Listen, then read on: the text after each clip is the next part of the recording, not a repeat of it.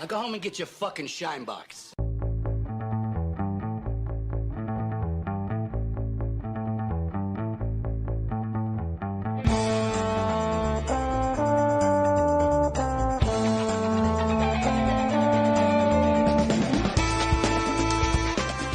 Should we play something like glass- Jenga Tower?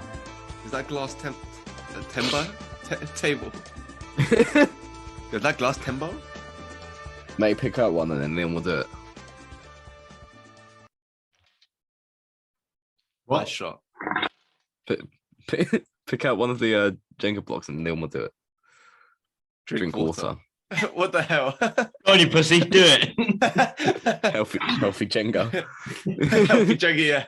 Have a kale smoothie. To be fair, that block has probably saved some people's lives. Yeah. Like some people have been on the edge. Yeah. Drink water. That's pretty funny, actually. Someone's panicking. He's about to die of alcohol poisoning. He's just desperate. He's desperate for that block, and it comes. Drink water. Phew. Not gonna lie, Ross, not a lot of these apply over Zoom. It's all right. Anything. The next one you pick up, show me. All right.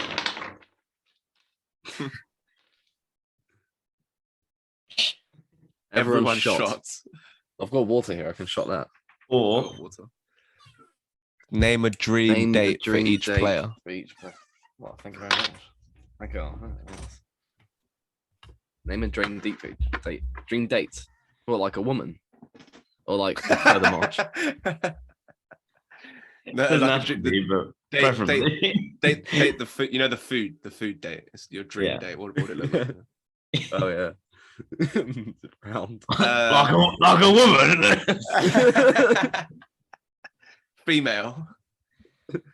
Do we name it? Well, we do it for each other. Yeah, you do it for No, everyone. for yourself. Oh, is it? Oh, I do it for everyone else. Oh yeah, that's funnier actually. All right.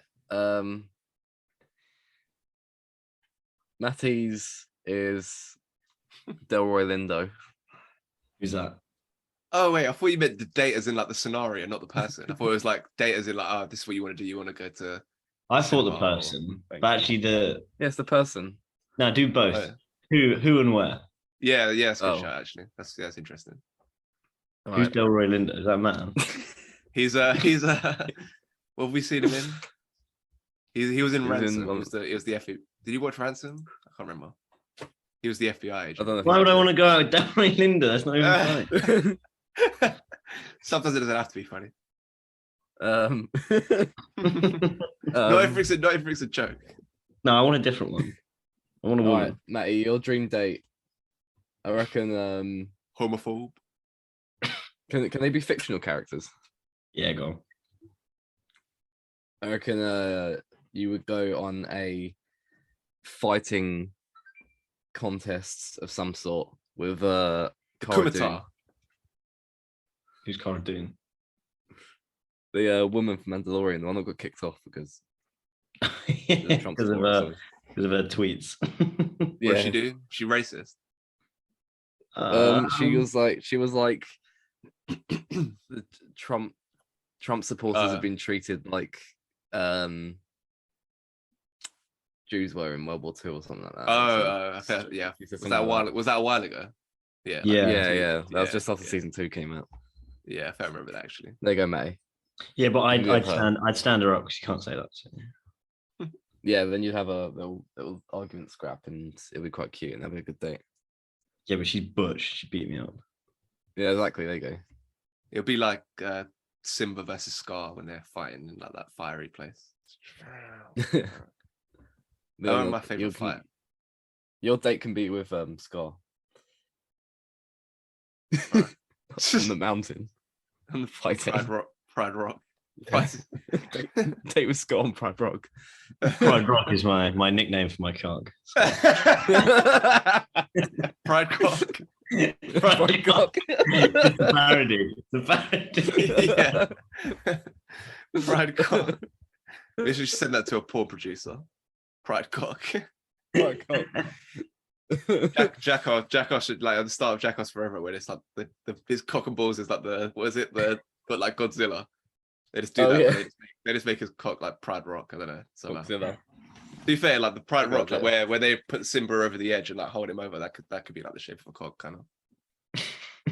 Just flatten it a bit. Coming out. Yeah. Yeah. Just flatten it a bit, it'll be all right.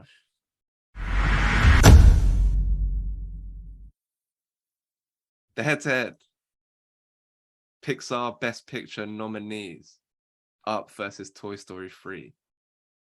Starting with the first ever Pixar film to get nominated for Best Picture. Up, 78-year-old. Oh, that's how old he is. I was wondering. So if he's 78, then Charles Muntz must be like at least in his 90s, surely. 78-year-old Carl Fredricksen travels to Paradise Falls in his house, equipped with balloons, inadvertently taking a young stowaway. Bit bland, that synopsis. Matty, Up. What do you think? I liked it.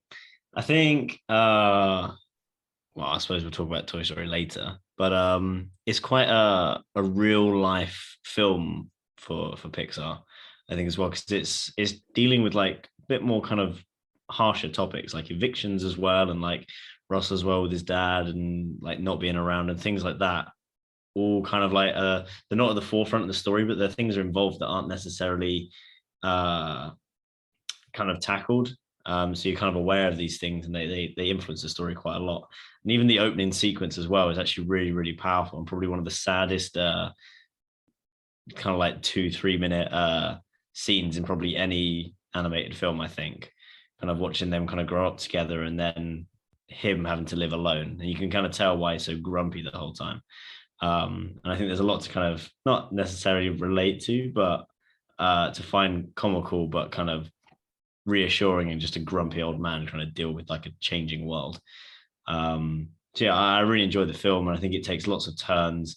And I think from when it starts to where it ends, you can't really expect it or kind of guess where it's going to go. And I think it's a really good film. I think the opening, like that whole montage is like the legacy, I think, of this film. That was like fucking like I can't remember. I don't think I watched this in the cinema. Maybe I did, but like you can imagine. I don't even know how kids would react to that. Like, do they feel like do they understand fully what's happened? Do they like appreciate like the power of it? Because obviously for adults, it's like fucking intense emotional experience, that whole sequence. So it's kind of mad, and that's like the leg. That's what you think of when you think of this film. And I think even though like, it's hard to like obviously sustain the quality of that going through, but I did still enjoy the remaining like what hour and 10 minutes that you get, or maybe just like an hour after that sequence. It's kind of it's very strange. It's kind of a strange film, I think. Some of the different characters that they include and the journey they go on, but I think it's still a fun ride. You still get like those emotional ripples from that opening bit as you go through the film. So yeah, it's interesting. I'm curious, like that we could maybe talk about that later, like whether these are the two that reflect the best of Pixar, so meaning they should have been nominated for Best Picture. But yeah, Ross, what's your first impressions of Up? Well, I watched it ages ago, like probably when it came out, but I haven't watched it since then, so I don't really remember it that well.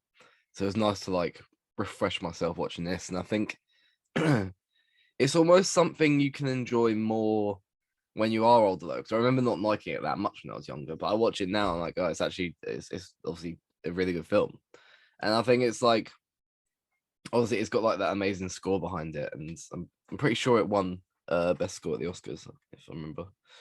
But there's really good like voice performances in there as well. But I think the film itself just about kind of having an old man as the main character in the first place, which is unusual, but also just about him kind of learning to move on, learning to take the next step in his life, learning how to move on, and needing this like adventure to kind of move on with his life. And I think it's a really nice story, and it kind of only an hour and a half, but they fit a lot, but not too much into the hour and a half, and it kind of flows really nicely and gets together really nicely. And yeah, I really enjoyed it actually.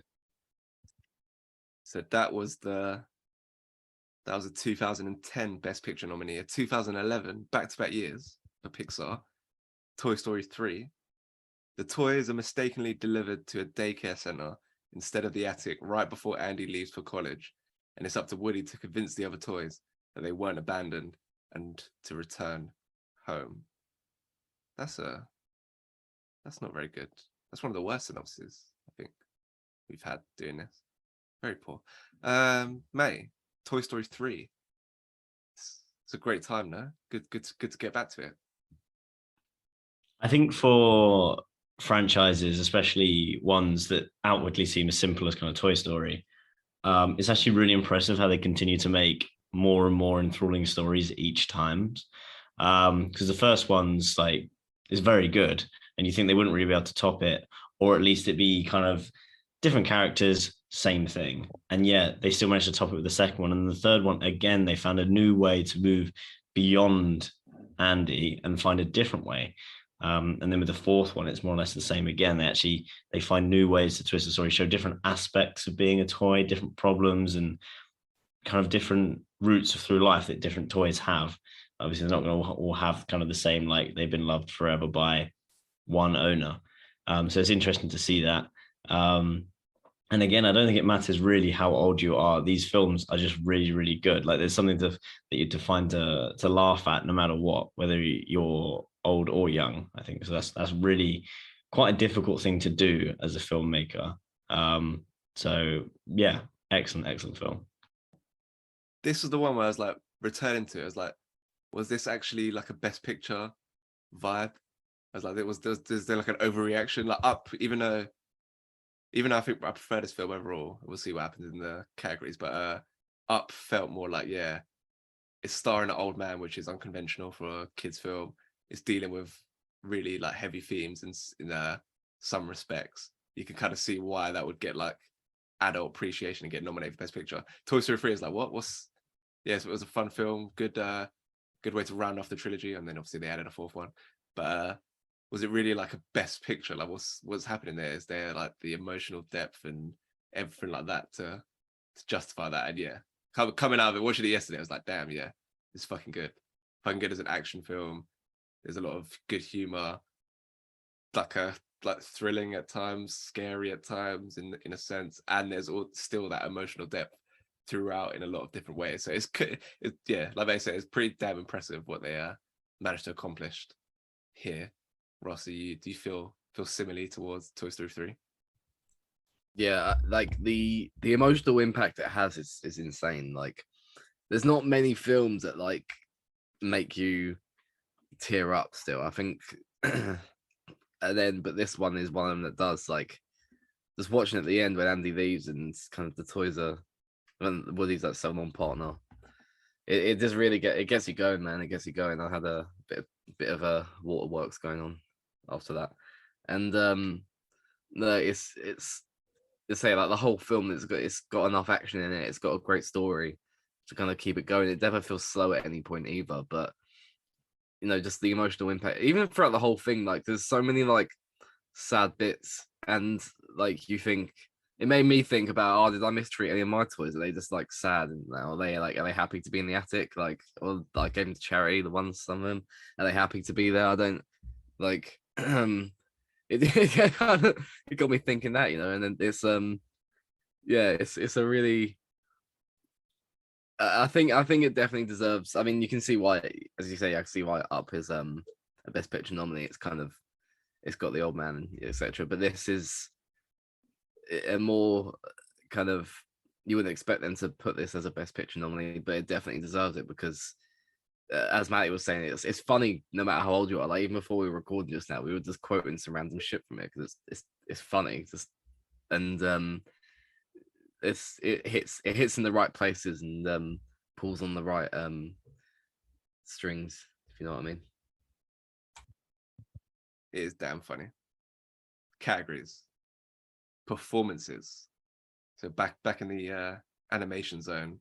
So we're looking at the vocal performances going on here, and I think Toy Story 3 is kind of like, it's a bit unfair. They got a real wide ranging cast, a lot of voices that you got to know in the two previous films and the subsequent fourth one, and they get to introduce some new funny characters like the other dinosaur, and the like the method actor Timothy Dalton, the method actor like bear thing and shit like that, and obviously Lotso as like maybe the greatest animated villain of all time. I don't know.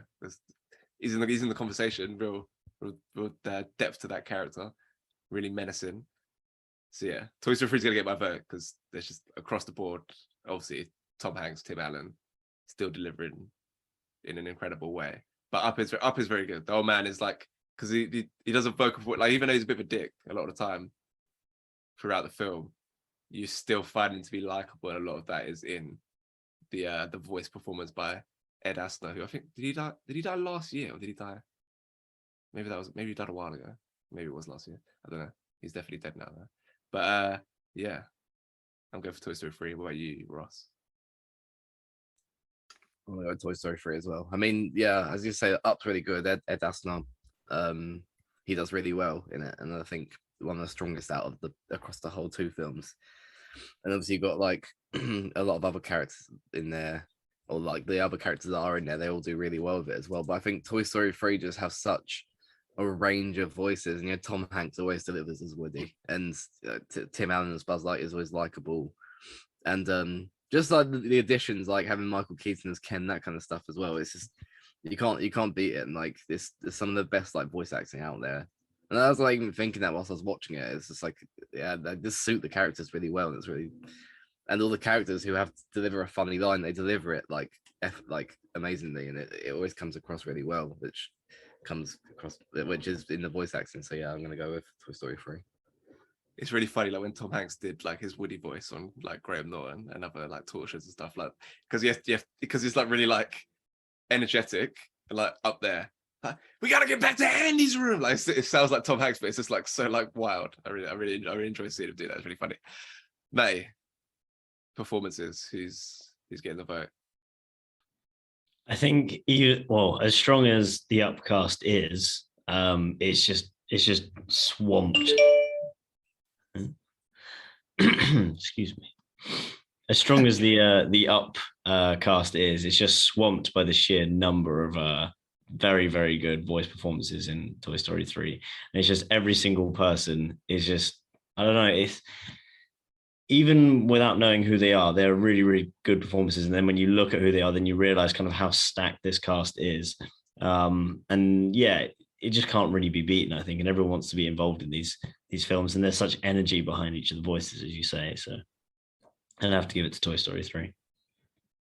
Like Wallace Shawn as Rex in Toy Story. He always has like a funny line in each of the films. The bit when they're like, stop being hysterical. Not being hysterical. Should we be hysterical? Like, good stuff. Good stuff. I was looking at the Wikipedia page for the kid in Up, because he literally just did the voice for Up, and like maybe like a mini series, like a cartoon or whatever, and that was it. Like, kind of gave up. Now he's a student somewhere. But like, I didn't realize in the he's meant to be Asian. I thought there was a white kid. That's meant to be an Asian kid in the film. Because it's an Asian voice actor. And the whole point was like, yeah, good diversity. We're having an Asian kid in the film. Even watching it now, I was like, that looks like a white kid. So that was a bit confusing to me. But I guess did the mum look Asian when they show her at the end? I don't know. Anyway, Toy Story 3, 1-0 up. Story. Again, I think, is it the story in Toy Story 3, or is it the tone that I'm most attached to? It might be the tone. But even still, that's the idea of furthering the idea, like we've already talked about the idea of toys feeling unwanted and what's their destiny, and like being loyal to their owner and things like that. It, the whole like existential crisis they're kind of having, and they explore like a bit more in Toy Story 4.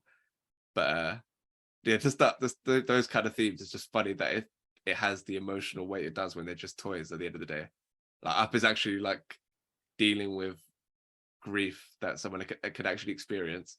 They're unlikely to get a load of balloons and fly their house to South America, but there's a decent chance you might you lose your wife and you're in a desperate place and you're unsure of how to proceed in life, so you do something a bit crazy. But I don't know. yeah, it's Toy Story 3 because that Up there is the thing with that. It's not like once you get through that opening montage, as much as it is quite kind of fun and there's some fun characters and interesting shit going on, it's not like a great story, I don't think, from that point onwards when they get to Paradise Falls necessarily. So yeah, I'm gonna go for Toy Story 3. What about you, May? I'm gonna disagree. I think Up has a stronger story in that I think it's more clear about he's reevaluating what's important to him, and it comes from a man who's basically just given up to then finding like a new purpose and a new way to help other people rather than being selfish anymore. And I suppose there is some form of story, but I think the real development that kind of goes through Toy Story 3 is kind of with Lotso, I think, and then that doesn't really get fulfilled anyway because he doesn't really change in the end. So I feel like Up, even though it's like quite fantastical and it gets all over the place, and I suppose that's the whole point of it. It's a kids' film, talking dogs. It's good fun. I think I would give it to Up over Toy Story 3. My favorite like talking dog bit is, you know how they call him a small mailman. I remember when I watched this as a kid, I didn't realize it was male as in like male, like postman. I thought it was male, like female. But they're calling him a mailman. That's what I thought. Was like small mailman. That's what. Because I didn't understand why is he a mailman? Like, yeah, funny. Ross, you have the deciding vote on story. This is actually quite a hard category. But I think Up, it's what we were talking about last week, but with Ex Machina and whatnot, about how one's like a more simplistic than the other. Like Up, I think has a more simplistic story, and it's just about him going to Paradise Falls and meeting his like hero who turns out to be his villain. It's yeah, but then Toy Story 3, I think, is just the depth of the story helps it in this case. I think just having, as you say, about like the existential crisis about kind of where toys go when their owners get older, and like Lotso with his origin story and whatnot, that kind of stuff all mixed in there, and having like the kids, what you'd think would be like the dream, the kids like play area is actually like a prison for them, and how they've made this whole like system work within the building, and like and play cards in the vending machine, that kind of stuff. There's lots of layers to it, and lots of like things they put in there, and and it's been written to not feel slow at any point either. So I think I'm gonna go with Toy Story 3 for this one.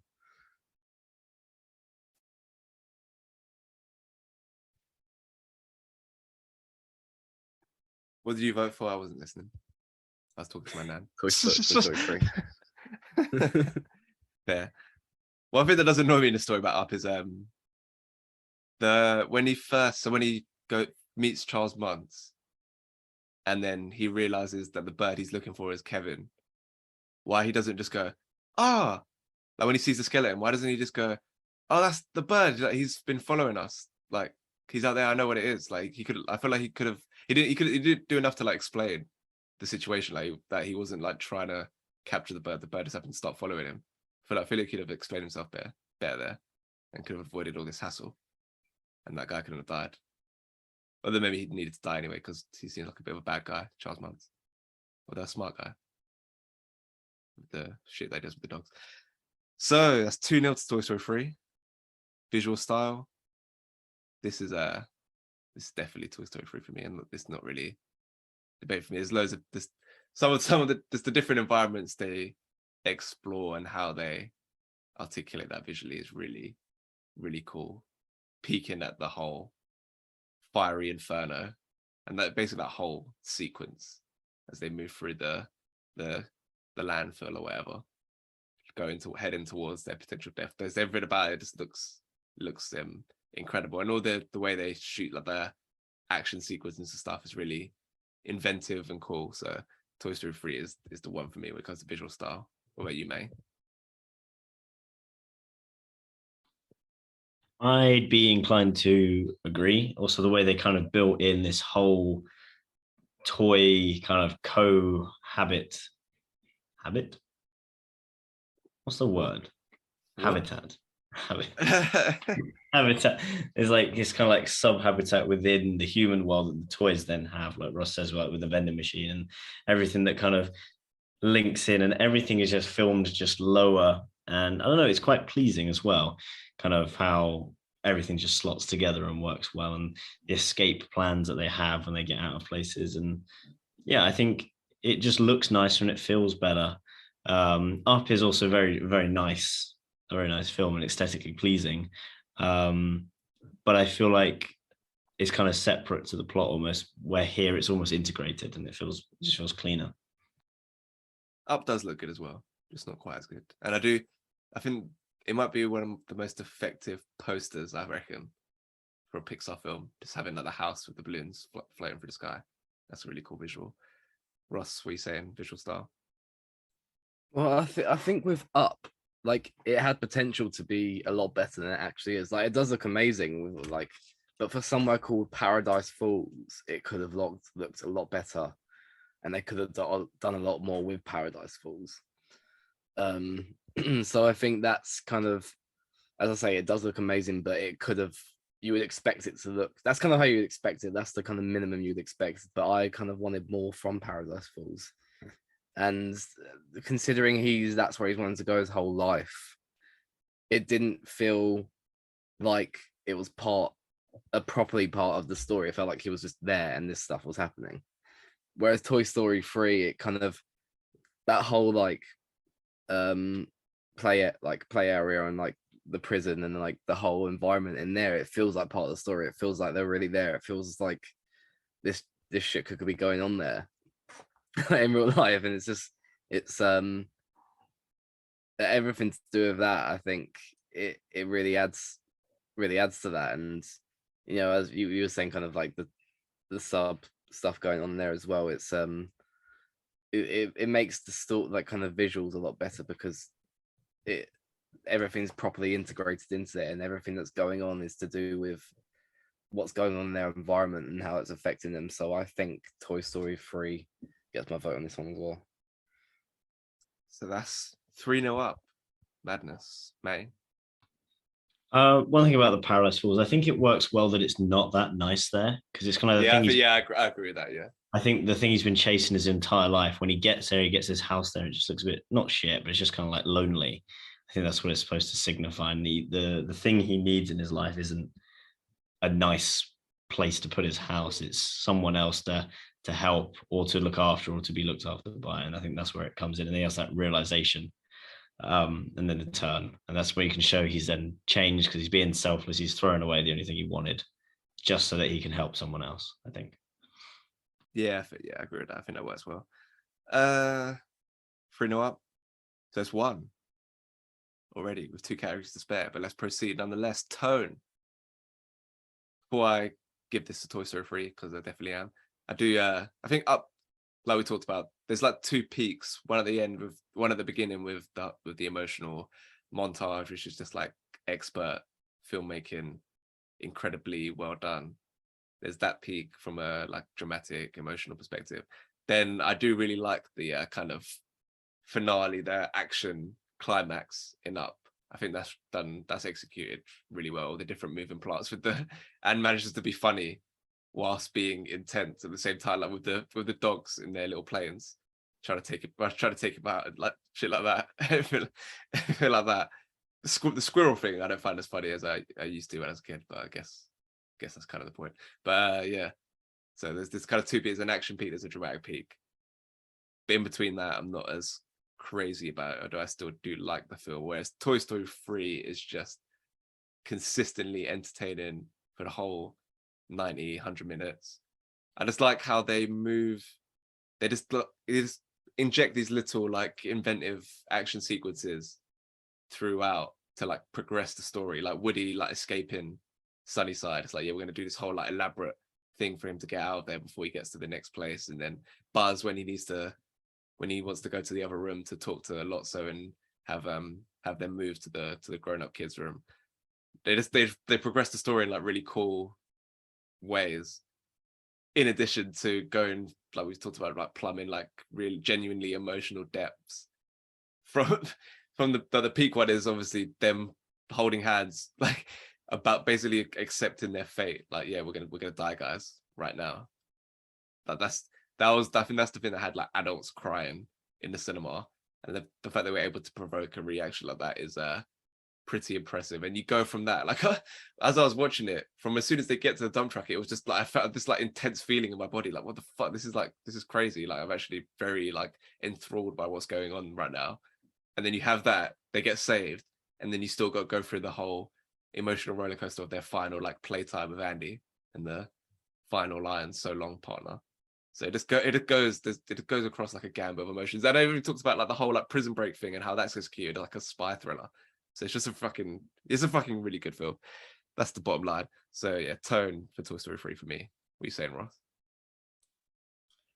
Yeah, I think Up, as you say, it reaches its emotional kind of, the highest point of emotions you get is that kind of 2-3 minute sequence at the start, and it doesn't really hit as hard after that point. Whereas yeah, Toy Story 3, I think it has that whole roller coaster of emotions, and like as you say, like, it's got that Prison Break scene, which is amazing. Like I kind of like didn't realize how much I was enjoying it until I thought about it afterwards, because I was just sitting there like fucking out. Like, because like I watched this so long ago, I couldn't remember anything that happened, like a lot of stuff that happened. So obviously I remember the ending and whatnot, but like yeah, even like the emotional depths it reached at the ending, like it's ridiculous, like for an animated film. And also yeah, I could, because also when they were about to get burnt, I couldn't remember what happened, so I was like actually just kind of on the edge of my seat, like fucking hell, what's gonna happen?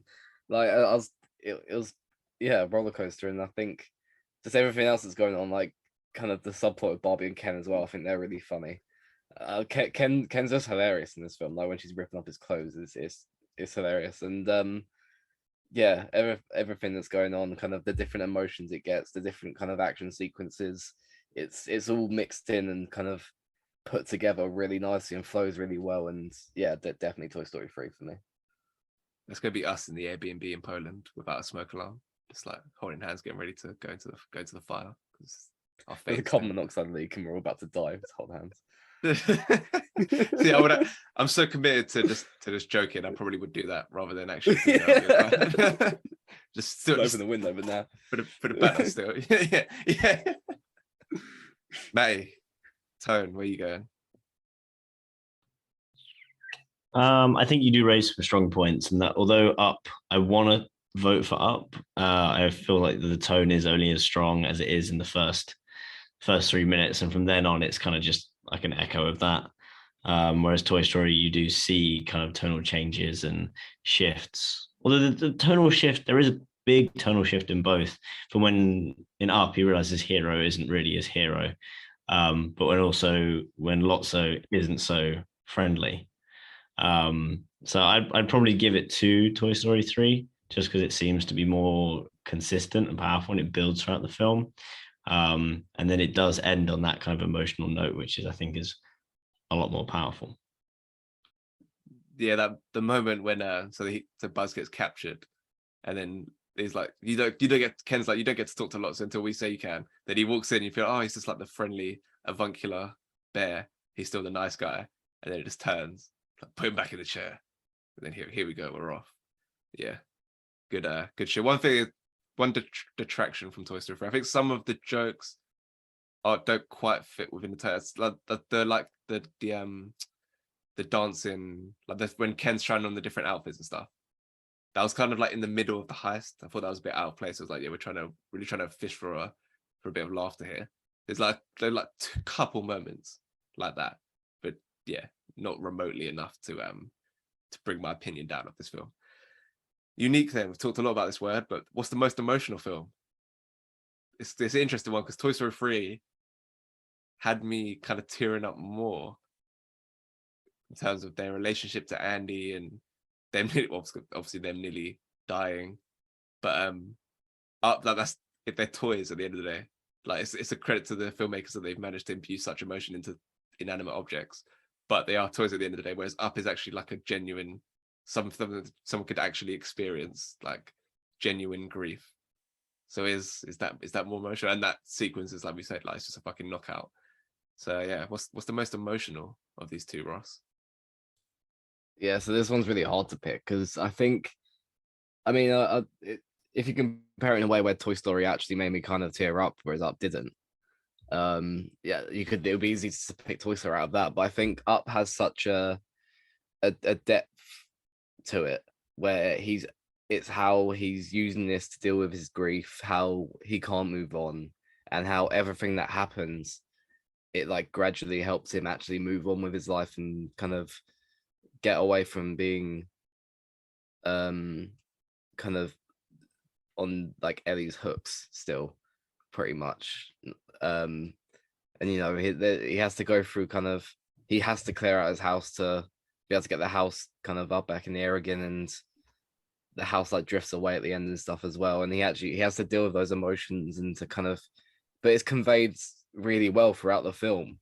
And it's like a gradual process of him letting go and kind of moving on, and this experience really helping him do that. And it was kind of his answer to his you kind of call it end of life crisis and dealing with it. And it didn't go how I expected, but it couldn't have gone better for him because he's moved on and he's found something kind of to live for again now with Russell, and kind of everything to do with that. I mean, as I say, Toy Story 3, it's amazing. Like that whole ending with kind of moving on from Andy playing with them for one last time and moving on, and Woody saying,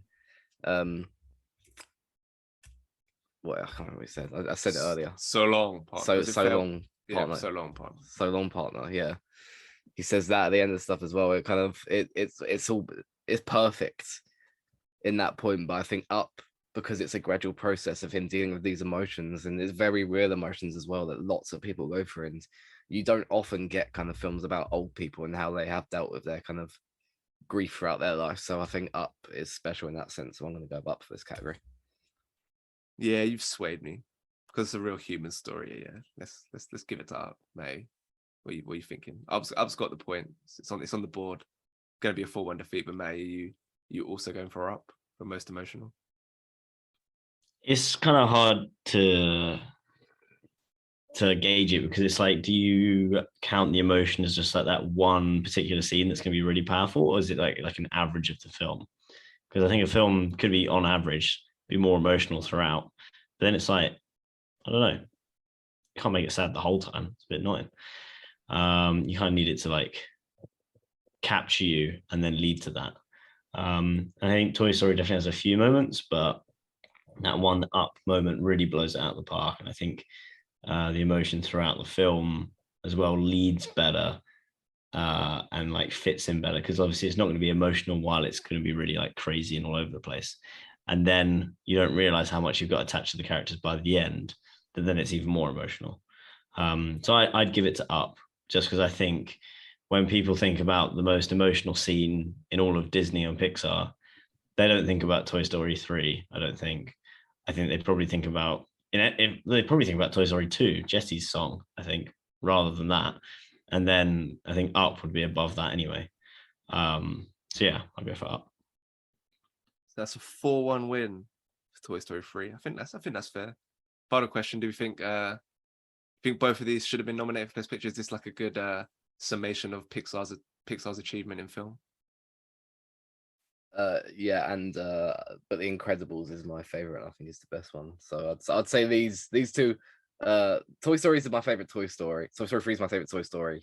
Up it's not my favorite Pixar film, but I can see why it is kind of a very Oscar-y film. So I can definitely see why that's nominated for Best Picture. But I think The Incredibles is the greatest superhero film of all time. So I think that should be up there as well. Yeah, if I had to pick, I reckon I'd have Toy Story 3 and Incredibles, not gonna lie. I do like Up, but maybe not just that quite much. May, you think Up and Toy Story 3 are good Best Picture nominees?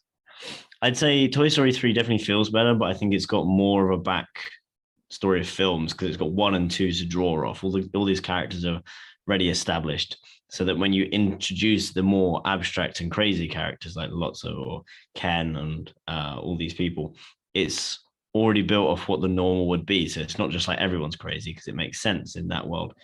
Whereas Up, I think it is done really well to introduce you to a world immediately and kind of organically, and produce this thing that you can understand, watch, and enjoy with only you need to be there for like an hour and a half. Like I think that's more impressive, to be honest.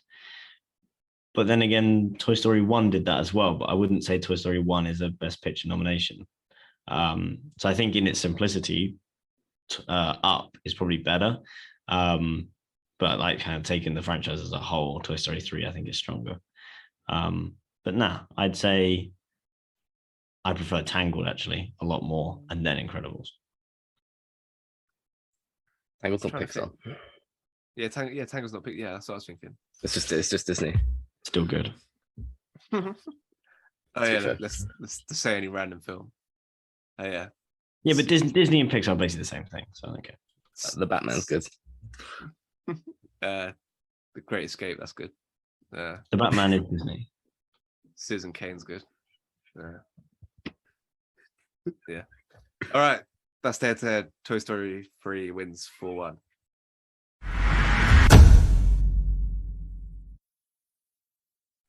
All right, let's Minnie Driver. I haven't got the rules in front of me. That'd be helpful, but all the listeners know the rules anyway. They're long serving. But get from one actor, get from one actor to another in as few moves as possible. You share the screen, Ross, so we can see the timer. Yeah. Can you allow me? That might That's be Leon. that might be a bit long. Wait. Yeah, go on. Baby girl, what's your name? Oh yeah, chain of links. Let me talk to Each you. movie's a link. Lowest number of links after 5 rounds. We did 5 rounds. Yeah, let's do it. Why not? It doesn't take that long. Each round, different pair of actors. 90 seconds in each round. 120 seconds for the last round. 10 link penalty if the chain's incomplete. Yeah, MCU's 2. Voice or motion captures 3. No uncredited. Only acting roles. Yeah. 0 link movie if you can get Minnie Driver in there. Baby girl. Yeah. Leon, your mic's just breaking up for all of this. Oh, I thought that was just my connection, but No, no, Yeah, it's- the Wi-Fi actually is not. yeah. My Wi-Fi is not very good. none of that sounded like. Oh, anything. his internet's gone. Yeah. Great. Leon. Oh, for fuck's sake. Leon, I think it's your Wi-Fi, Leon. They look so shocked. Makes us frozen. No, I haven't. Yeah, you had. No, You did for a I little was- bit. You had. You did a little bit. Like you You were were pretending to be, but completely you also were a frozen. little bit. 1 minute and 12 Is it- seconds. No, can't. It's What? 6. That's the first few. Yeah, it's 90 seconds. Yeah. Fuck me. 90 seconds and 120 for the last round. That's the longest I've ever lasted. I can't do that. Heyo. Lady. Right. Right.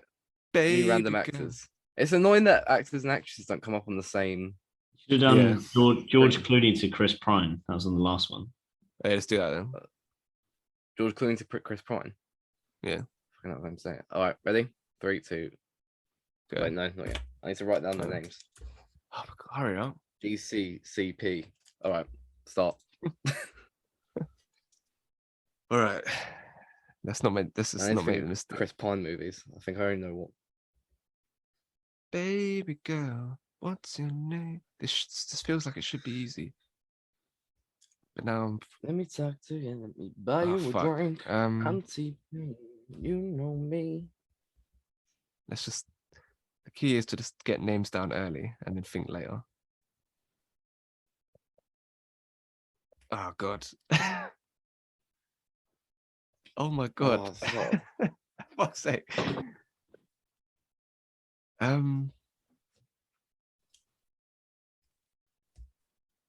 Baby girl, why am I trying to? What is he? He's in a lot of stuff. Oh my God, this is going bad. Okay. That's 5. This is really Oh. hard. Got it. There we go. Wait. Oh, why can't I think of his name? Simon Pegg. What's he in? He's in Mission Impossible. Oh yeah, I've got it. Yeah, got it. Good. Tom See, Cruise just and keep. Brad Pitt in a film together. keep writing things down. Eventually, something will flow into your brain, and it will just come to you. Tom Cruise and Brad Pitt in the film together. No. Don't know, mate. Yeah, time's up. I got it in 4. Do you get it? No, Where the hell have you guys gone? I didn't get it. Wait. What? I can't. I've lost Zoom. Over I can't find you. here. Oh well, work on that. So Yeah, gotcha. Clooney. Wait. Shut What? up. Is the links the films or the people? The films. Okay. 1, 2, 3, 4. Yeah, I went 4. What did you get? I've How done did you it. get? No, You doing it after the timer, Ross. Yeah, I thought of a film. No, Yeah, Ross, no, you're- you don't get the marks. That's a 10 link. Actually, Alright, well, I've done it let him do it. Just But if he after gets the- anything wrong, he gets minus. though. All right, yeah, But if agree. he gets it right, it doesn't count anyway. Yeah. It's fine. I did after the time. That's fair. Go on then. Me? Oh, all right. Okay. Who the fuck do you think we're talking about? All right. Chris Pine is in Star Trek with Simon Pegg. Simon Pegg's in the Mission Impossible films with Tom Cruise. Tom Cruise in Interview with a Vampire with Brad Pitt. Brad Pitt's in Oceans films with George Clooney. All right, you don't lose any points. That's Well done. correct. I don't get. Yeah, You get nothing. You have my I respect. got nothing though. I did. George Clooney is in Ocean 11 with Brad Pitt. Brad Pitt is Once Upon a Time in Hollywood with Leo.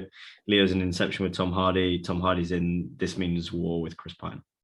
Oh yeah, I did Clooney to Pitt in Ocean's 11, Pitt to Freeman in 7, Freeman to Denzel in Glory, and then Denzel to Pine in Unstoppable. Nice. A couple 4 I links. thought it was Yeah, that. mate. Have you seen Unstoppable? Yeah. We're doing No. we're doing it on the podcast in a few weeks, yeah, or 2 months or something. Next one.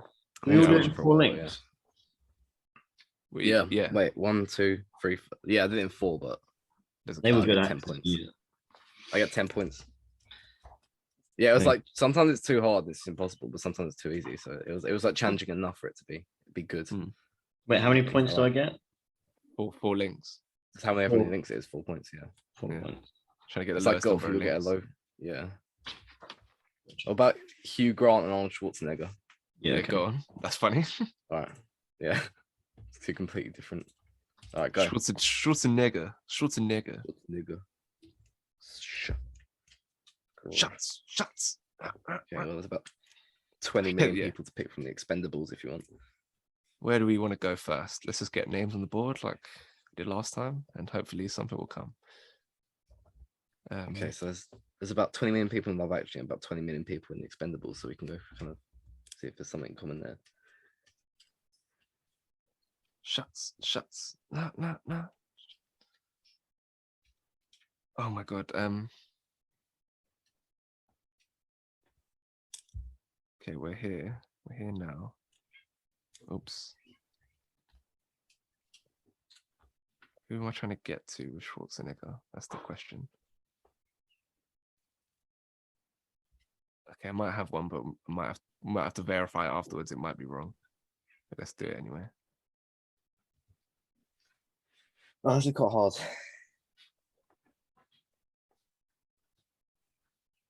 Yeah. Okay. I've got one. We'll have to verify if this person is actually in the film that I'm thinking of. I think he is, but not 100%.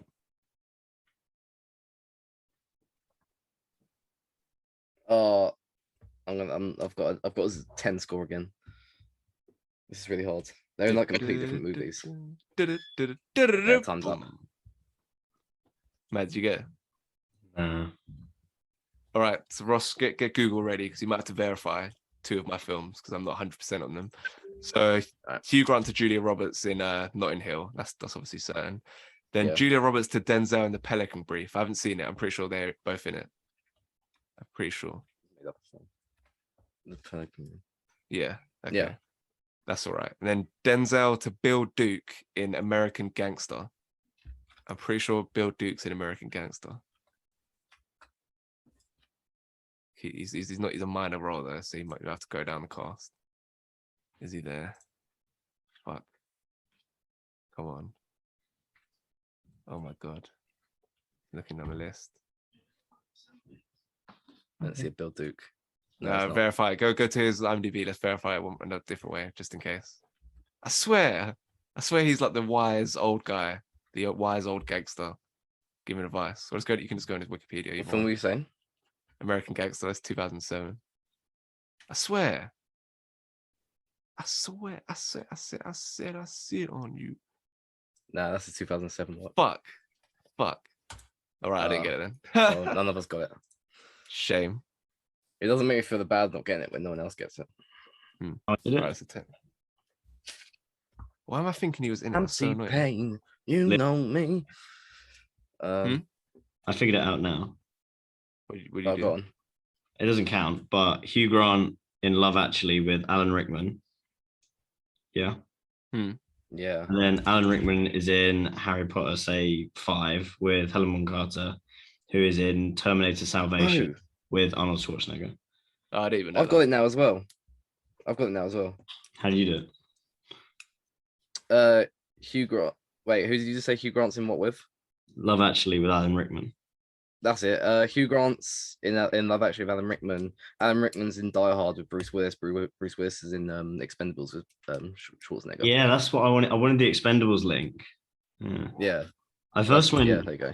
Hugh Grant in Love Actually with Liam Neeson, but then Liam Neeson's in like no big collaborative film. He's only he's the main character in his films. Yeah. I Apart from like wrote Neeson down, and I couldn't think of anything. the Star Wars characters are quite isolated as well, to be honest. Yeah. All right, next one. What are you looking at? Just give me a moment. No, but They only asked me to play a bit of a game first. You can't get past. Do you want to do Samuel Jackson, Dave Franco? Is that too easy? No. Why would that be too easy? I don't. No, I was thinking because Samuel Jackson is so much stuff, but it's fine. Let's go. Yeah, to be fair. Fine, let's do it. Probably still won't be able to do it. Yeah. To be fair, Dave Franco's not like he's not everywhere. Yeah. Like where do you start with Samuel Jackson? You get to any franchise. Hold on. Nah, that's easy actually. What are we talking about here?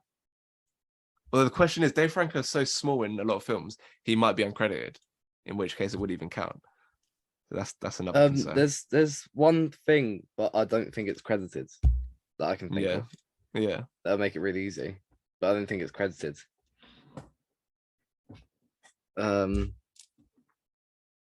got one that might be uncredited. What's some one that he's actually in for real?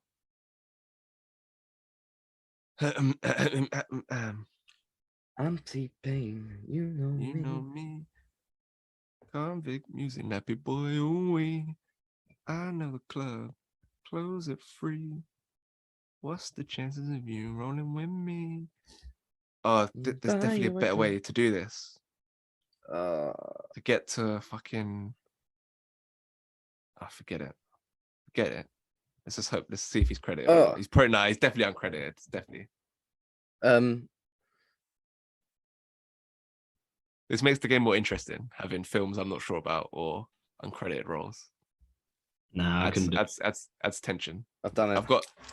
What did you do? Samuel Jackson's in Django with Leonardo DiCaprio. Leonardo DiCaprio's in The Wolf of Wall Street. Jonah Hill. Jonah Hill's in 21 Jump Street. Dave Franco.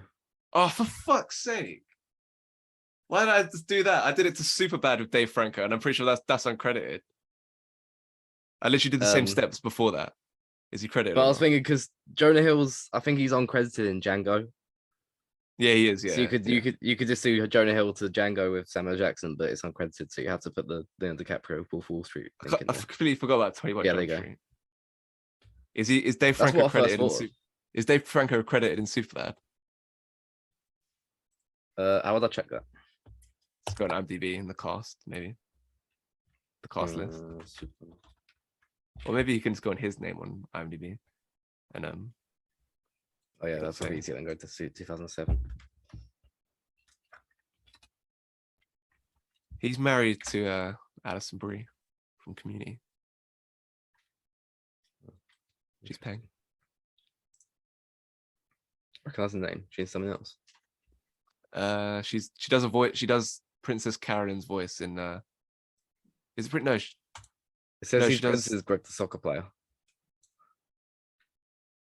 So that's right. He's Greg, the soccer player. Yeah. Yeah. All right. 3 links. Bang. Yeah, I got in 3 as well. We move. All right. Yeah.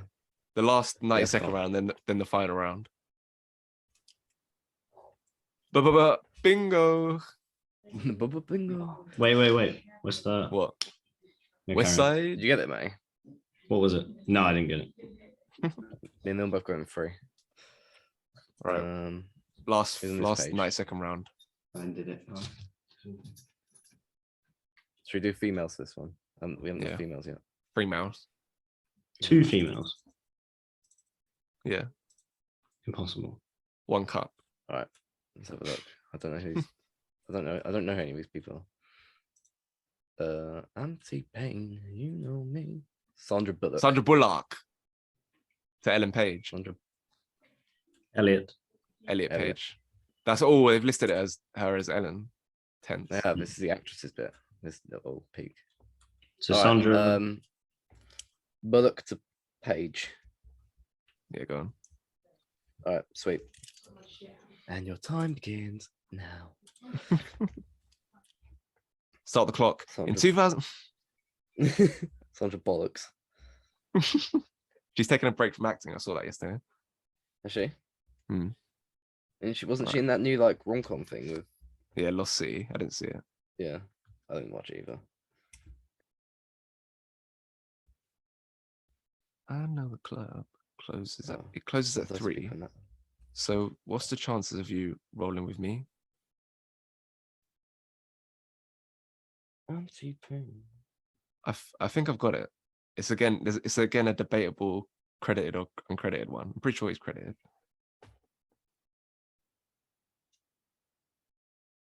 Let's try it.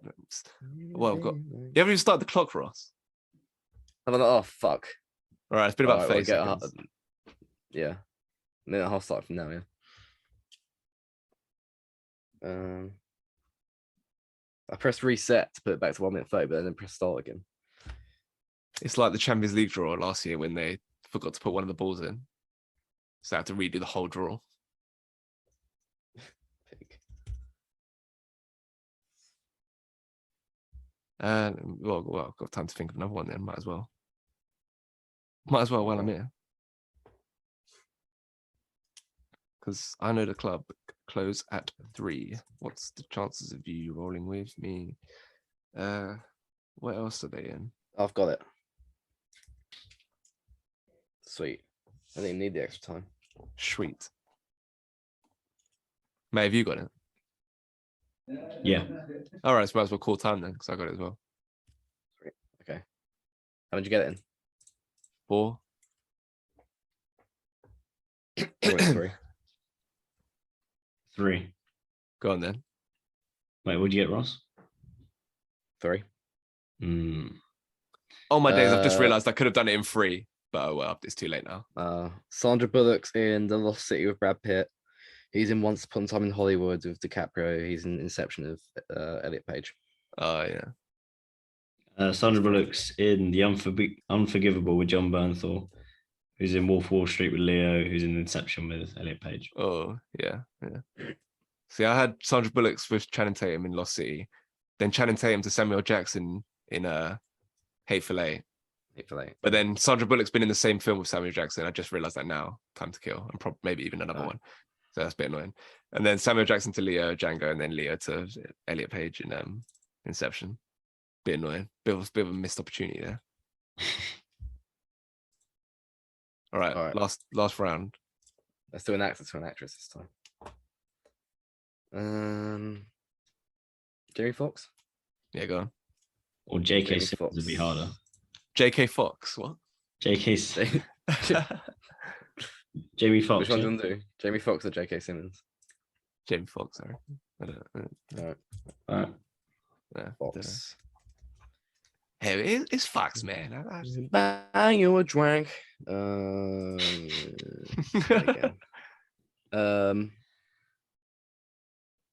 Michelle Williams. Michelle Williams. Yeah. No, I don't know a single film where she's in. What? Yeah, you do. Yeah, you I know, do. I do, but I think I'm wrong. Well, We've done our films in the podcast. you might be right. Oh, don't be. You fuckers. Mate, she's in The Greatest Showman. Don't tell him that. There you go. Go. Is she actually? Yeah. Shut up. Fantastic Mr. Jamie Foxx. We in I'm the buy bed you a like drink. ooh, ooh, ooh. Oh well, that's okay. We don't want to do MCU though. Wow. He jumps into loads of stuff. Fuck. It's got hard. Yeah, why is it hard?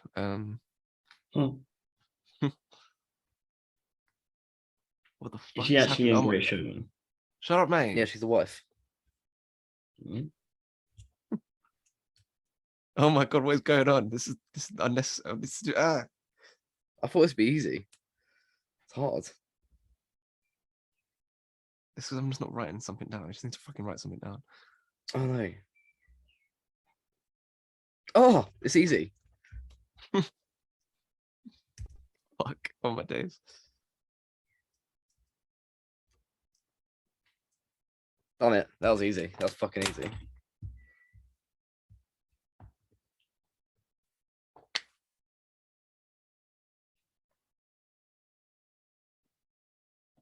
All right, I've done it, but it wasn't easy though.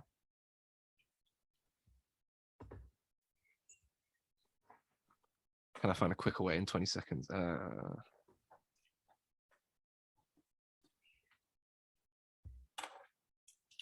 When you realize how I've done it, you're gonna be kicking yourself.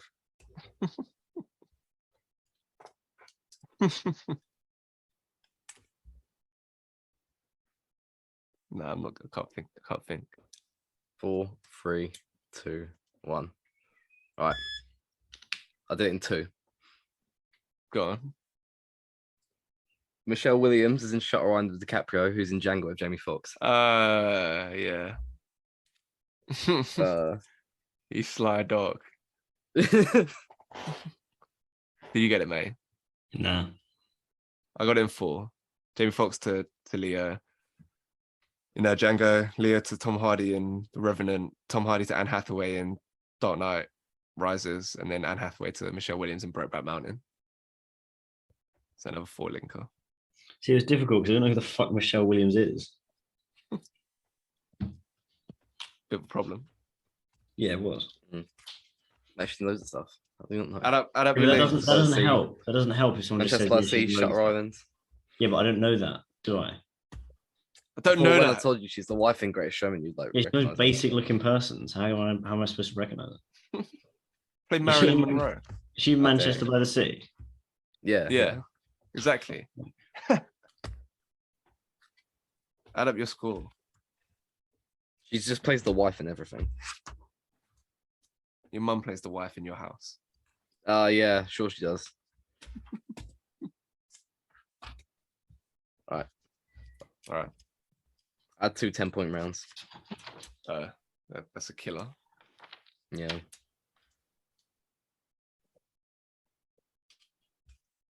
Are you ready? So I got 28 points. What do you get, May? Wait, figuring it out. It's not Pythagoras' theorem.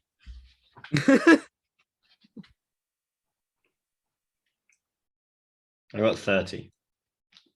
Yes, I got 25. Oh, Because Ross got those two 10. Those 2 10s. yeah, because I got the first round. I got it like just after the time ran out. So that was a 10-pointer. If I would have got that, I would have won. Well, that's just how Gosh, Minnie Driver darn goes. it. That's how Minnie Driver goes sometimes. It takes no prisoners.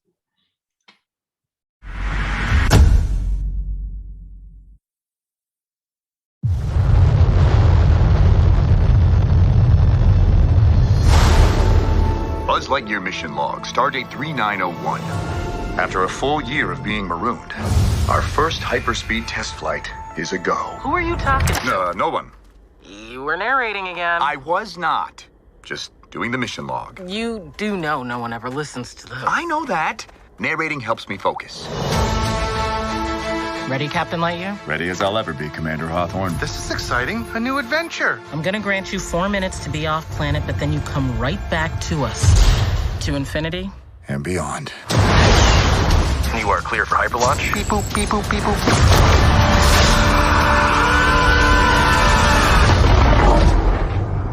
Buzz, that was utterly terrifying, and I regret having joined you. Buzz Lightyear to Star Command. Come in, Star Command. Why don't they answer? Hey! Shh. The robots. The what? What is happening right now? Alicia? Oh no, that's my grandmother. But, Socks, how long were we gone? Meow, meow, meow, meow, meow. 62 years, 7 months, and 5 days. What? I hope you're ready for action, because all we needed was a pilot For what? to destroy the alien ship. I have a plan and I have a team. Darby can take any 3 things and make them explode. I do this, and they shave a little time off my sentence. Okay. And what about you? Well, I thought this was going to be like a fun boot camp workout thing. But it is not. Did I get it? Pretty close. I need the... You know what I'm saying? The harpoons? Buzz Lightyear! The probability of survival with an inexperienced crew is 38.2%. Seems a bit low. Mission failure imminent. In 3. Grandma always said she believed in you. 2. 1. There was a big swirly too. Oh, I think I need a bag. No. Please record your last words. Do not vomit inside the vehicle. Do not vomit inside the vehicle. If you are satisfied with this recording, speak or select 1. To infinity. Are you trying to get me to pull your finger? Don't fall for it. No, not like that. Sorry, it's a thing your grandma and I used to do. Yeah. Lightyear. I was going to tell about Terry Sylvester. She says, I can guarantee that if you don't believe in God, you'll be depressed or have anxiety. Cheers, Terry. Go on now. Might just leave that in. Lightyear. While spending years attempting to return home, marooned space ranger Buzz Lightyear encounters an army of ruthless robots commanded by Zurg who are attempting to steal his fuel source. I can't comment on the synopsis because I haven't seen the film. But May and Ross, you've seen the film. What are your first impressions of Lightyear? May? I think it is quite a... To come from Toy Story, I can't imagine there's too much kind of source material to draw from. I don't know if Buzz Lightyear is based on a comic or anything like that. But I think they've done really well to produce kind of like quite a nice standalone film that isn't even related to Toy Story, and it works really well. I think there are certain aspects of it that are a bit slow. I think in the middle it drags a little bit, and the twist as well is a little bit strange. I can't really tell if it's unoriginal or original. It feels unoriginal, but it probably isn't. But I did really enjoy the film, and I think it has quite a strong message as well. Ross? Yeah, I mean it was all right. I wasn't expecting like amazing from it, and it kind of, that was the kind of level it was at, I guess. It was I mean, as Matt said, there's not too much kind of source material to draw off it. It kind of just went, obviously the character Buzz Lightyear, and then the villain Zurg, and it kind of went from that into the create this. I like at the start of the film it comes up with in 1995 a boy called Andy saw a movie and bought a toy Buzz Lightyear, and this was the movie he saw. I like that little kind of introduction there. But yeah, I mean, I wasn't expecting much, and it kind of was just like a fun action adventure that didn't go too over the top of anything, and kind of was just like a nice, easy watch, I guess. And that's it kind of delivered on that front. It wasn't, as I say, wasn't anything special, but yeah, it was just like a fun adventure. The funny thing is that introduction is like much better than any of like the marketing they've been doing for this film, because all you see is like Chris Evans like quotes on Twitter for the last 18 months, like No, it's not. It's not the origin story of Buzz Lightyear the toy.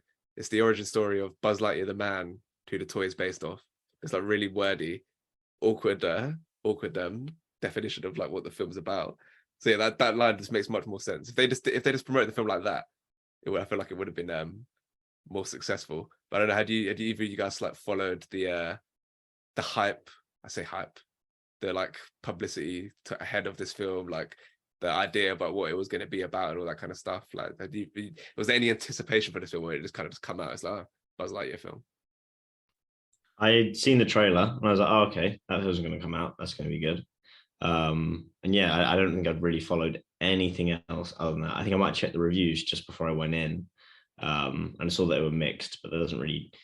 I don't think reviews really change what I think about a film, because often either the critics just kind of they slate stuff for no reason, so it doesn't really make a difference to me. Or I think as well with political stuff with this film, people just want to complain, so I don't let that change my kind of viewer experience. I did have to kind of subtly explain to Liv before we went in that he's not a toy, because despite, well, even though I showed her the trailer, she forgot. So I had to really explain to her he's not a toy, and that nothing ever happened. And she was pleased for that, otherwise she would have been really, really confused. But I think it's quite a simple concept to get when you know that, and you just go into the film. For kids, though, I think it's interesting. Like, they just assume it's a Toy Story film. So then, and even like parents of kids, are just like, oh, a new Toy Story film's out, spin-off for Buzz Lightyear. Then they get there, and I presume none of the characters, obviously none of it, because it's their toys, they're still not the same world. So it's guessing none of the characters or anything like that appear in the film. Or are there any like callbacks, like subtle callbacks? Like, I don't know, Buzz has a toy of Rex or something. There's something random like that, I guess. Or is there no callbacks at all? Like, this could like completely exist as a standalone. I suppose it could. There's no callbacks really whatsoever. It's just kind of about Buzz and Zurg. I mean, if they're probably, I reckon they probably have dropped like Easter eggs and stuff in there that are like in the backgrounds, because they do that kind of thing quite often. But there was nothing in there like obvious on that front. So yeah, I mean, this could be a standalone, but I think the fact that people have gone in thinking it's going to be a Toy Story film, it's kind of a failure on the marketing front.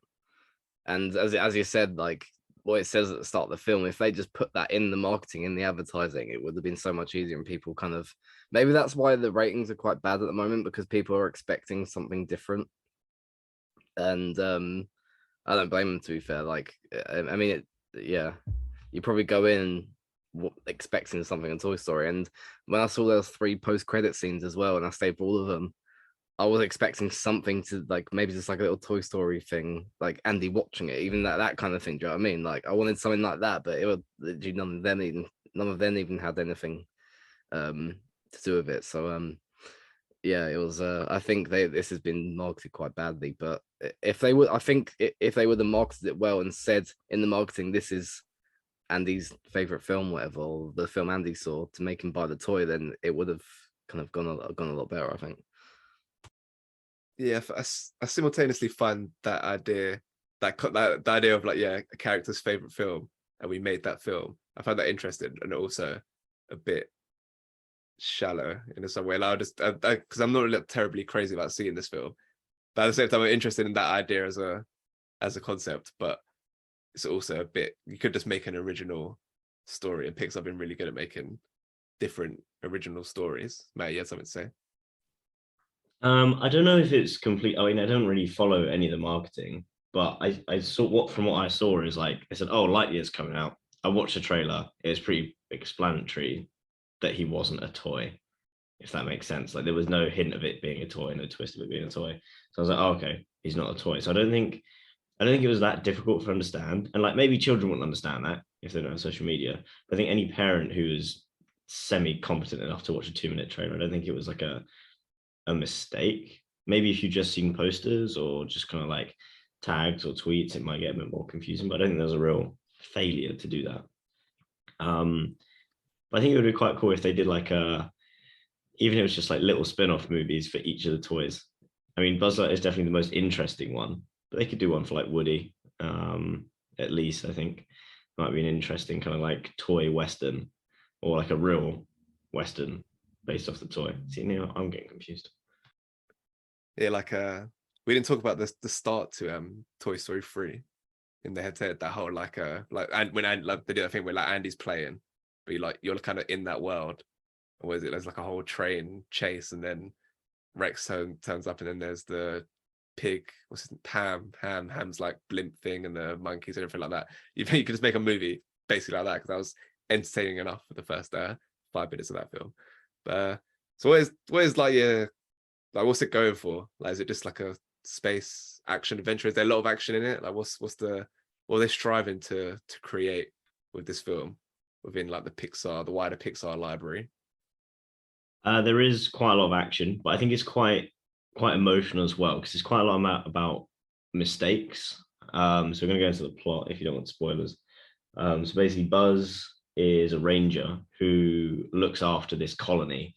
They call it the Turnip. So it's basically just giant ship that they're going somewhere, and every time they detect a planet that they want to possibly look into, it might be habitable, on their way to the one that they know is going to be habitable, he wakes up off his like cryogenic tube, whatever, lands, investigates the planet with a few of the rangers, and if it's good, they'll wake some people up and harvest some things. If it's bad, they'll just keep on going. But he made a mistake. They're attacked on that planet. He thought he could do it all by himself. He doesn't need any help from the rookies. He's Buzz Lightyear basically, and his like arrogance and mistake causes them to crash and blow up the hypercrystal, and he just strands these people on this planet.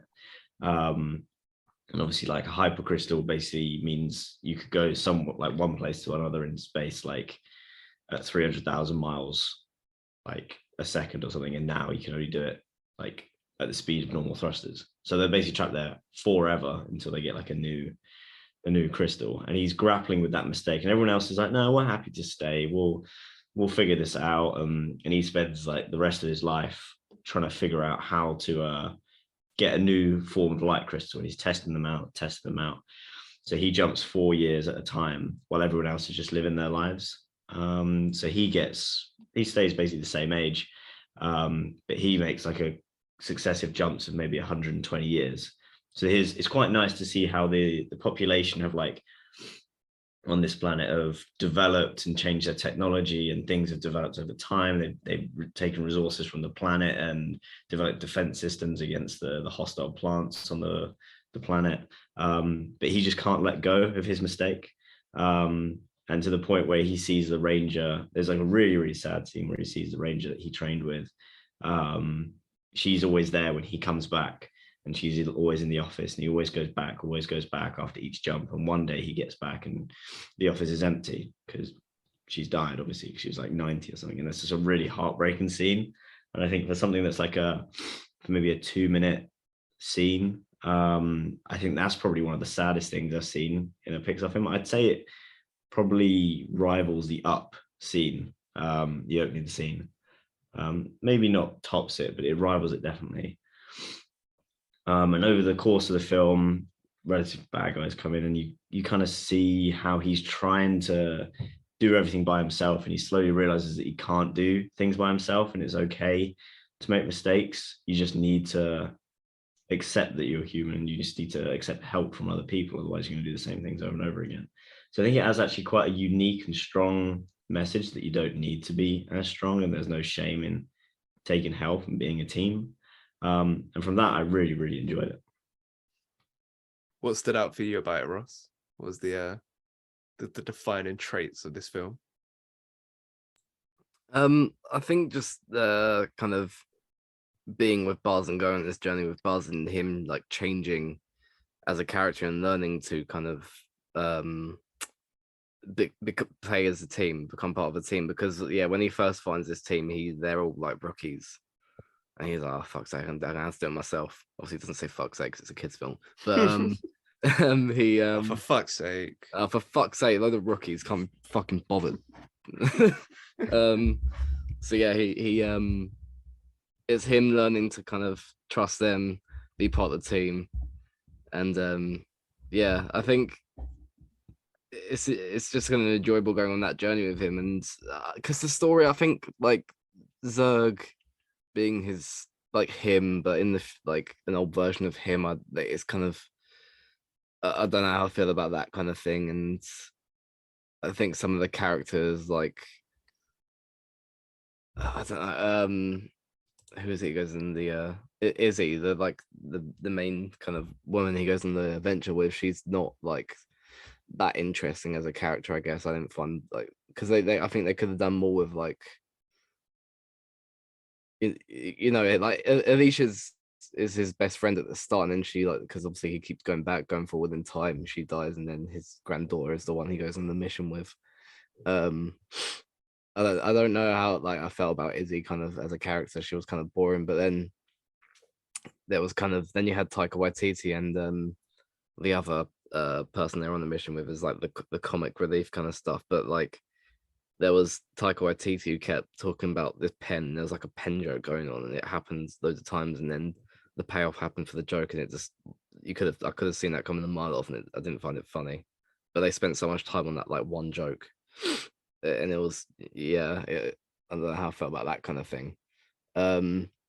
My favorite part of the film, like my favorite character was Socks though. Socks was he has like a little cat companion. He's that's a really good like character to come in and it's kind of I like the relationship between Socks and Buzz. That's quite a funny thing as well. And at the end he becomes part of the even though he's like a cat robot, he becomes part of the team as well. So I liked that about it. But this film, I think there's for every kind of pro about the film, there's a con, I'd say, and but overall it was like fairly enjoyable. It was enjoyable enough to kind of make me not dislike it. Like I enjoyed watching it, and that's kind of this is not much to.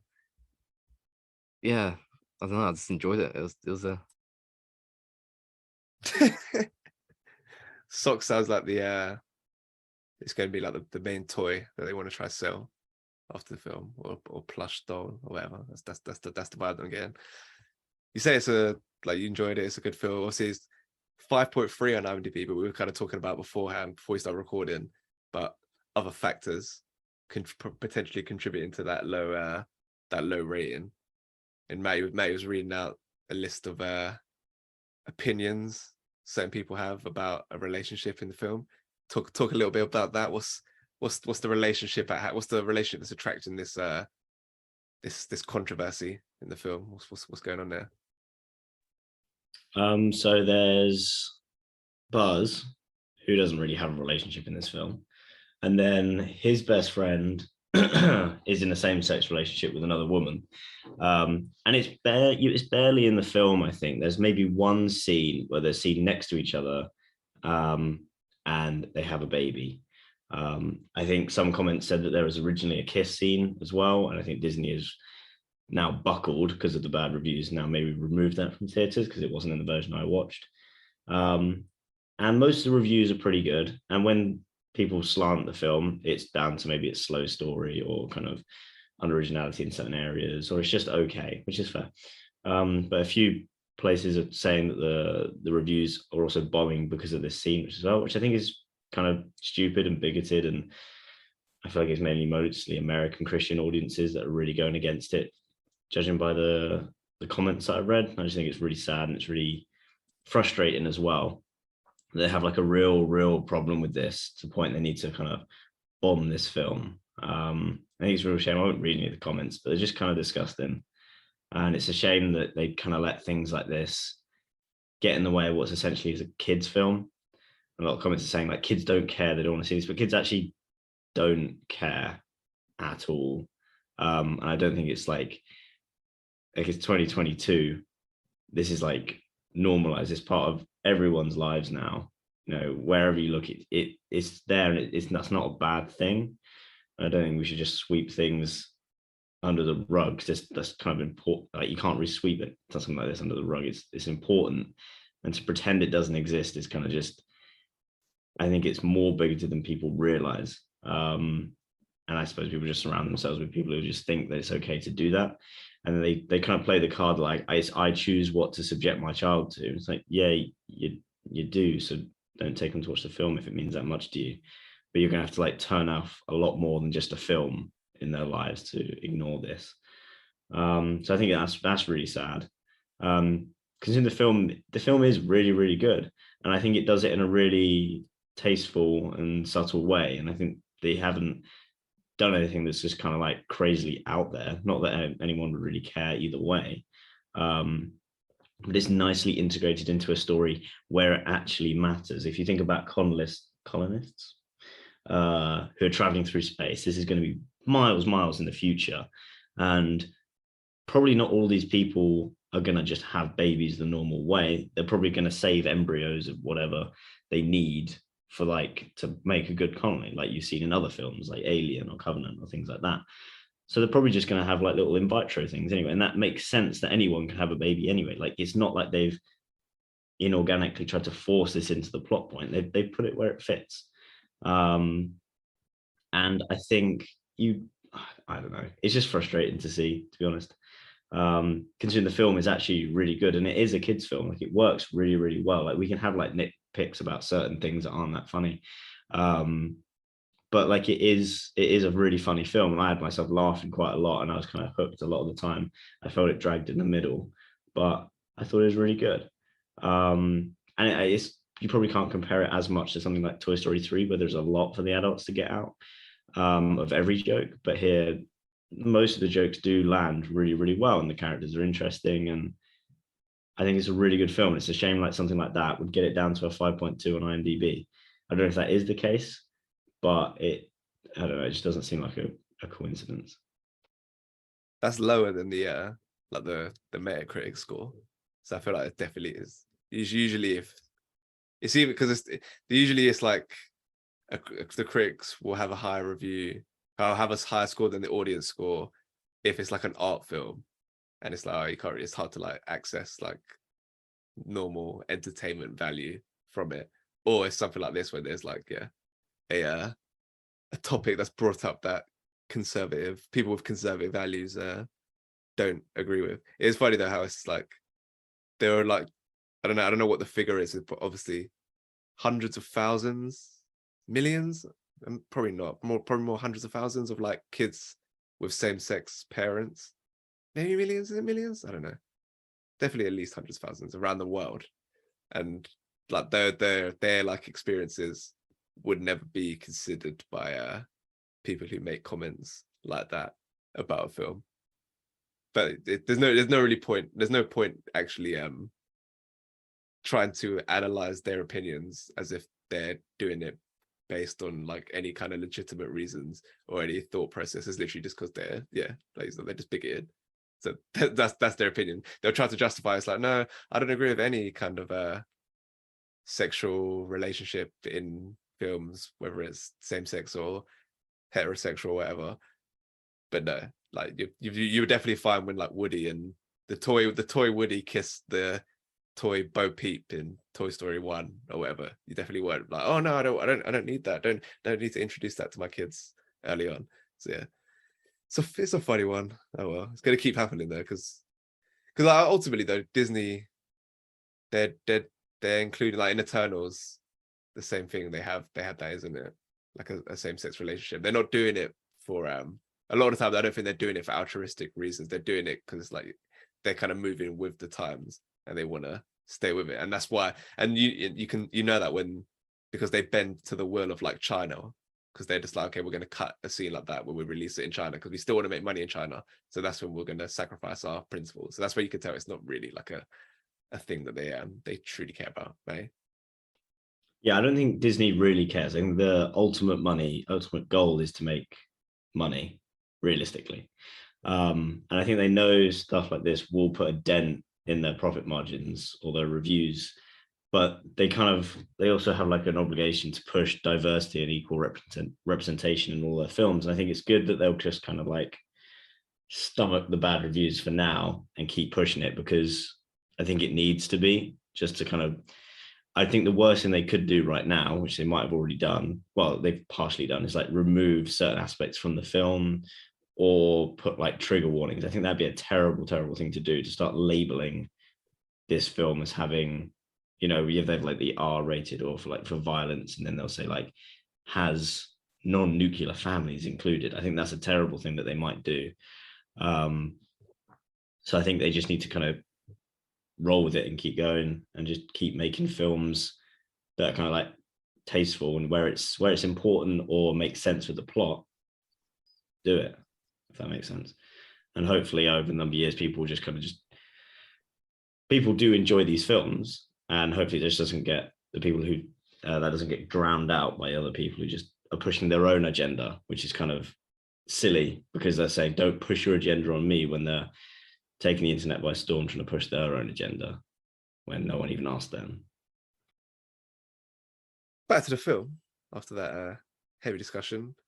Haven't talked about Chris Evans' performance as Buzz and other confusing aspects for some people who are like, oh, I thought it'd be Tim Allen.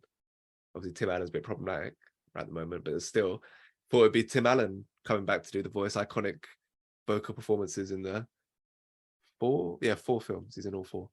And we got Chris Evans here. Ross, did he bring anything to the character of Buzz with his vocal performance? Obviously, you get a lot of actors who they're not actually voice actors, they're just hired to do voice performances, and you can tell, like Zendaya in Space Jam as Lola Bunny, like there was just no personality to it. Like she's a good actor, but like showed how voice acting is like a different skill. So I'm pretty sure Chris Evans hasn't done any voice performances before this.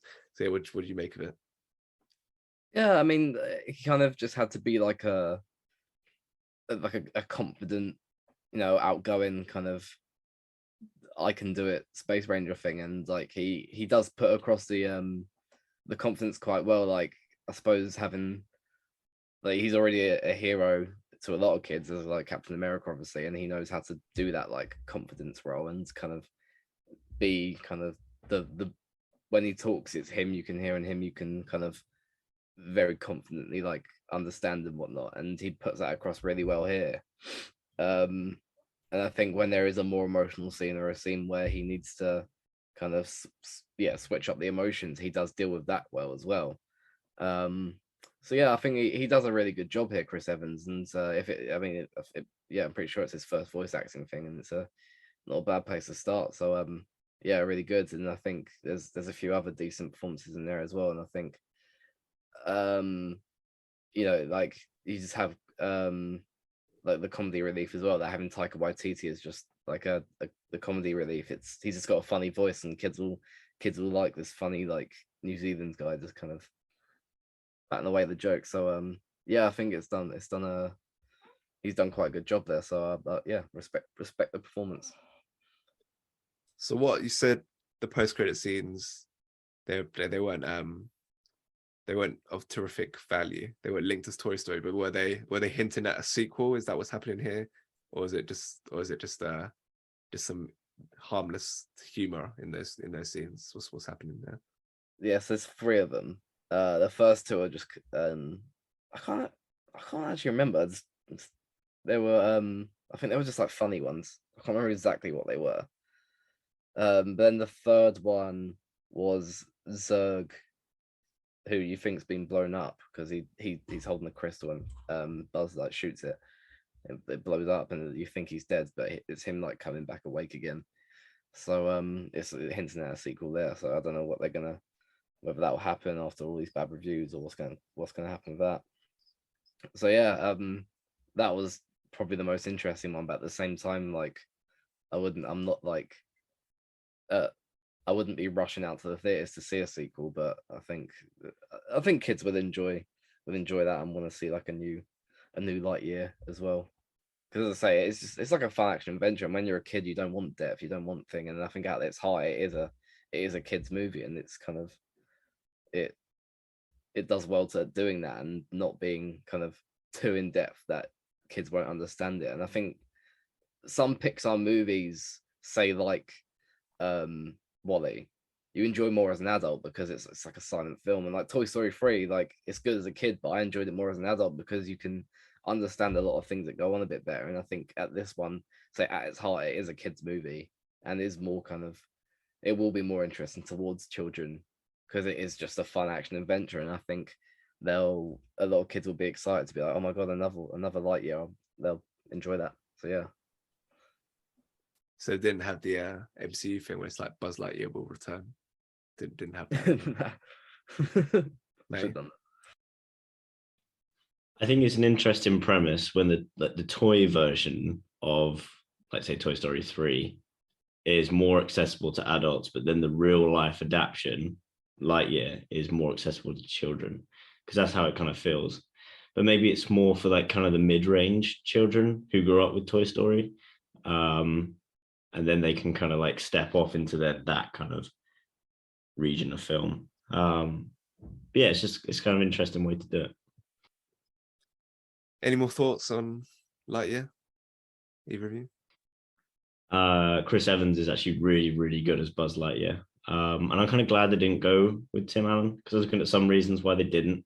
And they kind of, Buzz Lightyear, because he's not the main character of Toy Story, he's kind of like a bit more comic relief. He's goofier, he's always doing the wrong thing, almost like fish out of water comedy. And here, Chris Evans feels more in control, more kind of tactical and useful and sure of himself, and he's smarter and he makes decisions. And I think that decision that they went for was actually really, really smart. And I know a lot of people who are friends of Tim Allen obviously didn't like that decision and were slating the movie, saying it's been castrated or whatever. But I think it's worked really, really well. And you know, they're making a film, not like a party with your friends. So I think you need to choose who's best for the role. And I think Chris Evans has done really, really well here. So I'd be definitely more interested to see what other voice work he could do. Ross, any more thoughts? Are you done? No, there's nothing too much else. But yeah, I think just going back to earlier about everyone who does have a problem with it, it's just, I think Pixar just needs to keep kind of moving on with the times and keep doing this kind of thing and just let the people complain. Because I mean, at the moment, people are just upset that there's a gay black woman in it, and that's just, obviously it's unfortunate it's going to happen, but it was bound to happen, and they should have anticipated that and shouldn't be removing scenes and stuff, and they should just carry on with what they're doing. I mean, out of the last kind of films in the last kind of 10 years or so, there has been a lot of kind of diversity within their roles, and I think it's better that they're doing that now, because I mean, a lot of their previous films have just been about white characters, and I mean, obviously this one's just about a white man, but then people still have a problem with it. So, you know, just need to carry on with what they're doing. Where's the next Pixar film? That's what I'm looking. Elemental. I haven't heard of that. I don't know what that's about. That's coming in a year, almost exactly a year. Elemental's coming out by the guy Peter Sohn, who did The Good Dinosaur, which is one of the Pixar films I haven't seen, and I think he voiced the cat. What's it called? Socks. He did the voice for that. So yeah, that's the next Pixar film. All right, at Corona Cinema on Instagram, at LeonWait98 on Twitter, Spotify, Apple, Google, Amazon, Stitcher, Podbean. Next week, it's gonna be a fun one. Some black rom-coms in the head-to-head. The best man versus Boomerang. I haven't seen The Best Man. The Boomerang's an all-time rom-com classic. Haven't seen The Best Man. I've heard it's good. And then talk about the big one out this weekend, but we've tweaked the schedule. We'd even mentioned that I said we were doing Spiderhead on the last episode. That changed. Ended up doing Lightyear instead. Neither of which have very good reviews. Lightyear. I don't know what would be the more interesting conversation, but yeah. Maybe that's the first time we've announced. We've said what film we're going to do and then changed it the last minute. We're losing that reliability. Going to get a bad review. But next time, yeah. So we're not doing films that just come out the weekend before we record. We might do it if it's 2 weeks before, because sometimes it's not an attractive film out the weekend before we start, which is the case next time. So we're doing Elvis, big 2-hour 40-minute blockbuster from Baz Luhrmann. Until then, go well. Cheers. Cheers.